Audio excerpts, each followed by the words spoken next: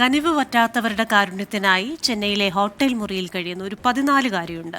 പാൻക്രിയാസിനെ ബാധിക്കുന്ന അപൂർവ രോഗം പിടിപെട്ട തിരുവനന്തപുരം വേട്ടമുക്ക് സ്വദേശി ഫാദിയ സഹോദരി ഫാത്തിമയെ ഇതേ അസുഖം ഏതാണ്ട് പൂർണ്ണമായി കാർന്നു തിന്നു കഴിഞ്ഞു.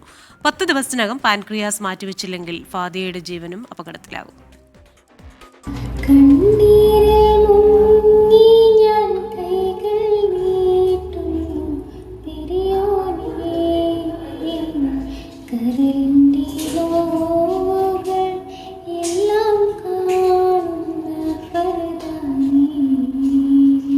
രോഗാവസ്ഥയുടെ തുടക്കത്തിൽ സഹോദരി ഫാത്തിമ പാടിയ ഈ വരികൾ ഇന്ന് അനുജത്തി ഫാദിയയ്ക്ക് വേണ്ടിയുള്ള പ്രാർത്ഥനാഗാനമാണ്. പാൻക്രിയാസിനെ ബാധിക്കുന്ന അപൂർവ രോഗം ഇരുവരെയും പിടികൂടിയിട്ട് കാലം കുറച്ചായി. ഫാത്തിമ രോഗത്തോട് മല്ലിട്ട് പ്രതീക്ഷകളറ്റ് വീട്ടിലാണ്. സഹോദരി ഫാദിയ പാൻക്രിയാസ് മാറ്റിവെച്ച് ജീവിതത്തിലേക്ക് നടന്നു കയറാനുള്ള അവസാനവട്ട ശ്രമത്തിലും.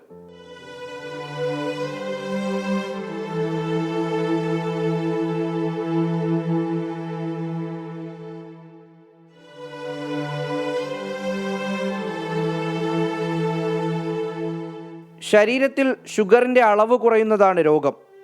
വേദന കൊണ്ട് എഴുന്നേറ്റ് നടക്കാനാകില്ല. രണ്ടുപേരുടെയും ചികിത്സയ്ക്ക് മാസം വേണ്ടി വരുന്നത് 5 ലക്ഷത്തോളം രൂപ. പിതാവ് നേരത്തെ ഉപേക്ഷിച്ചു പോയതാണ്. മാതാവ് ഷംല ജോലിക്ക് പോയാണ് കാര്യങ്ങൾ നോക്കിയിരുന്നത്. ചികിത്സാ ചെലവ് വർദ്ധിച്ചു വന്നതോടെ മാതാവും തളർന്നു.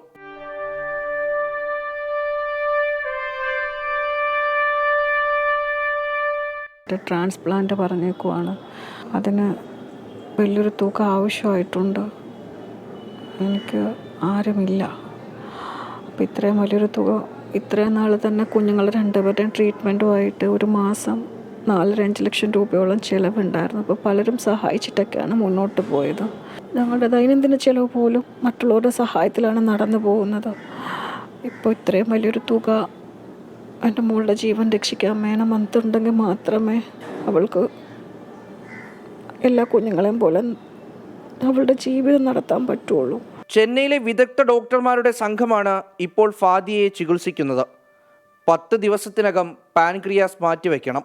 അതിന് വേണ്ടതാകട്ടെ 50 ലക്ഷത്തിലധികം രൂപയും. തങ്ങളുടെ അവസ്ഥ മനസ്സിലാക്കി ആരെങ്കിലും കൈപിടിക്കുമെന്ന പ്രതീക്ഷയിലാണിവർ.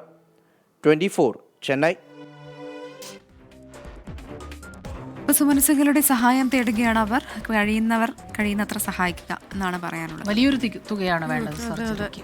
പക്ഷേ എല്ലാവരും ചേർന്ന് നിന്നാൽ ആ തുക വളരെ പെട്ടെന്ന് തന്നെ റെഡിയാക്കാവുന്നതേ ഉള്ളൂ. നമുക്ക് എല്ലാവർക്കും ചേർന്നൊന്ന് അവരെ സഹായിക്കാൻ ശ്രമിക്കാം. അവരുടെ അക്കൗണ്ട് ഡീറ്റെയിൽസ് ഒക്കെ അതിൽ കൊടുത്തിട്ടുണ്ട്. കുഞ്ഞിനെ കണ്ടിട്ട് നമുക്ക് സഹിക്കാൻ പറ്റുന്നില്ല. അപ്പോൾ അത് കടന്നു പോകുന്ന ആ വേദനയൊക്കെ എത്രമാത്രമായിരിക്കും.